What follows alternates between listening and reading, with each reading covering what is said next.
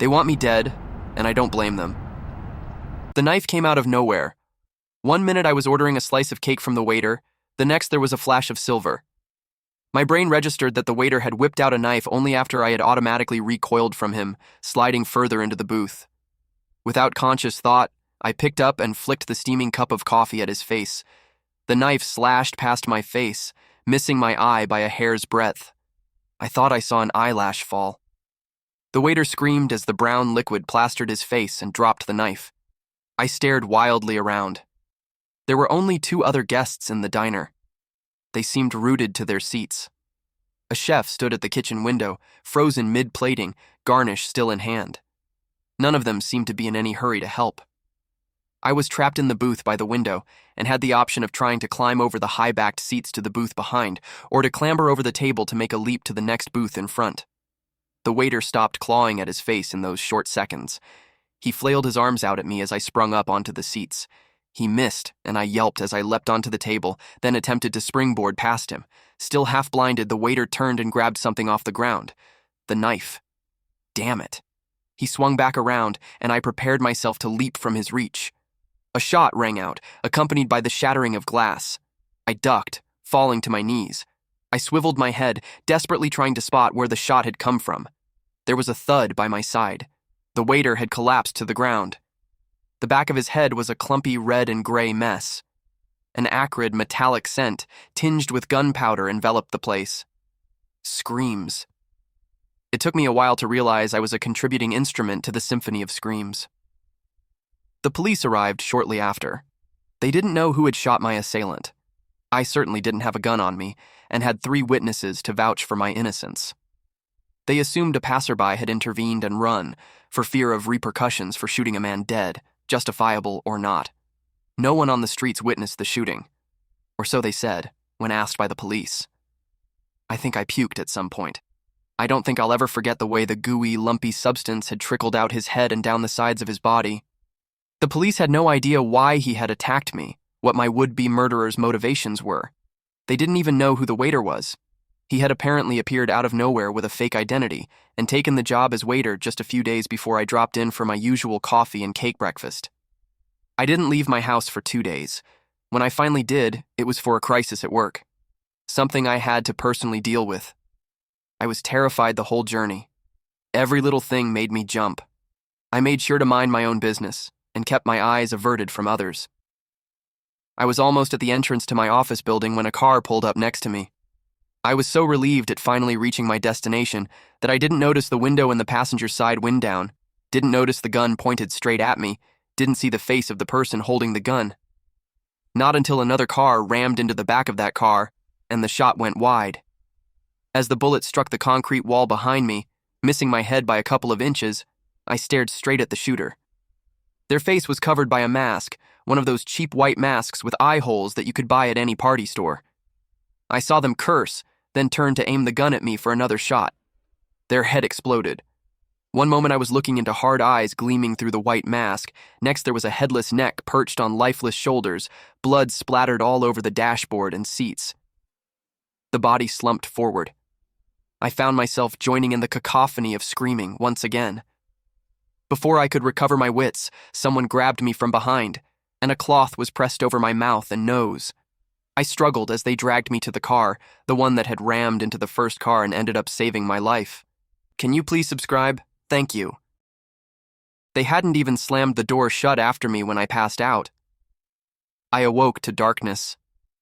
I was still in a state too groggy, too out of it to panic, when I heard a voice. The odd robotic timbre made it clear a modulator was being used. You need to stay here. It's to keep you safe. It's just for a short while. I didn't respond. My tongue felt swollen and dry, like a dust ball had enveloped it. We will not harm you. It's our duty to keep you safe. That was all that was said. I raised my head off the ground and sat up. I was relieved to find that I wasn't bound or tied. Who the hell could have done this? They said they were keeping me safe, but they had basically kidnapped me. But who would kidnap me? Was it one of my recent one-night stands? Did I offend anyone on a date? Was it a bitter work colleague, an angry ex? I couldn't think of anyone I could possibly have offended enough to be kidnapped for, or attacked at knife and gunpoint for that matter. Minutes passed in the unlit room, then hours. The darkness was absolute, the silence unyielding, punctuated only by my panicked breaths. The air was stale, a mix of sweat, earth, and disinfectant. Respite from the isolation came only in brief interludes whenever I was fed.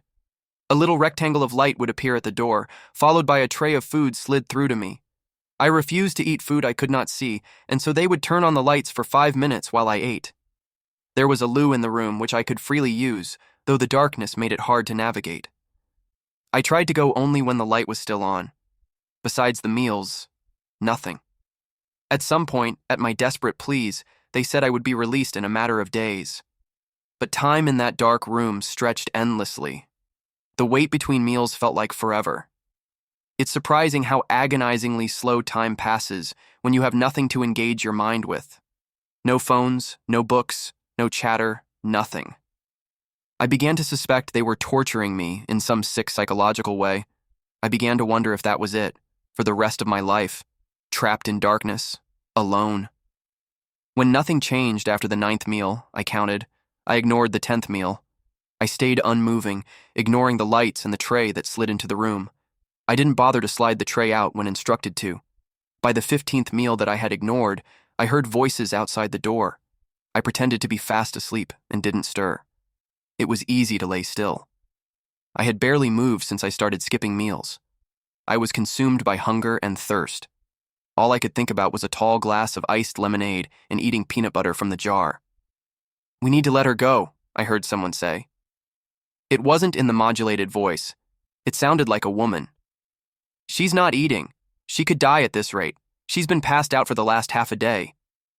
"It's not safe yet," a man's voice responded. "We haven't caught all of them." "It's one guy. One guy escaped.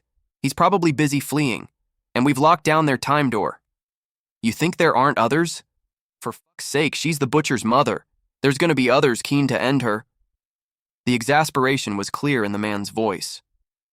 "But we've stopped the only group with access to a time door," the woman snapped. "What do you need to lock her up for years as we hunt down every single person who might try to take her out?" "We might as well end her ourselves," the woman snapped.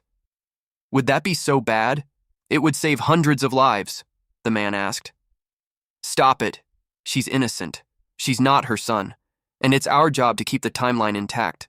We cannot let history change. You know what could happen." "She did produce a monster," the man retorted. Then he sighed. "I get it, okay? I know my duty. It's just, I see why they're trying." There was silence after that. I was left alone once again, except for the meals I ignored. I was finally certain. I had been kidnapped by a bunch of crazies. I had no son, and was a proud, card-carrying member of the child-free club. I ignored 3 more meals before I heard their voices once again. This time through the modulator. I could barely focus through the fog of deprivation. "The door will be unlocked in 10 minutes. You will be free to leave then." I didn't speak. I didn't trust them. It could all be a cruel joke to give me false hope. "Others will be coming for you," the voice spoke again. "You have to be very careful. Take all precautions to stay safe." That was all. A while later, there was a click at the door.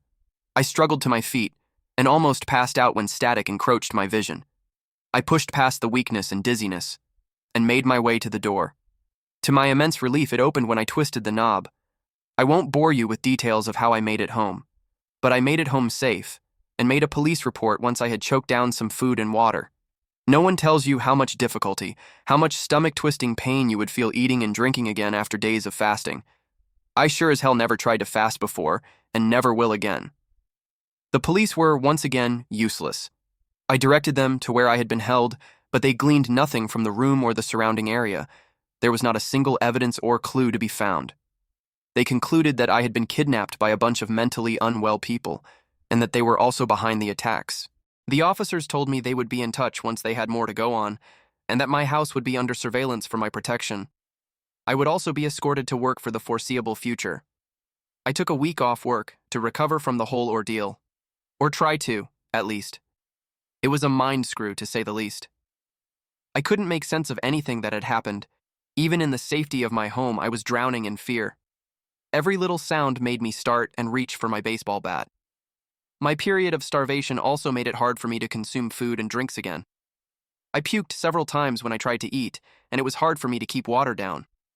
It was only after a fourth morning of nausea when I called the officers parked in front of my house to escort me to the convenience store. I needed to be sure. Once I was alone in the house with my purchase, the officers back to surveillance duties, I peed on the stick I bought. The 3 minutes took forever to go by.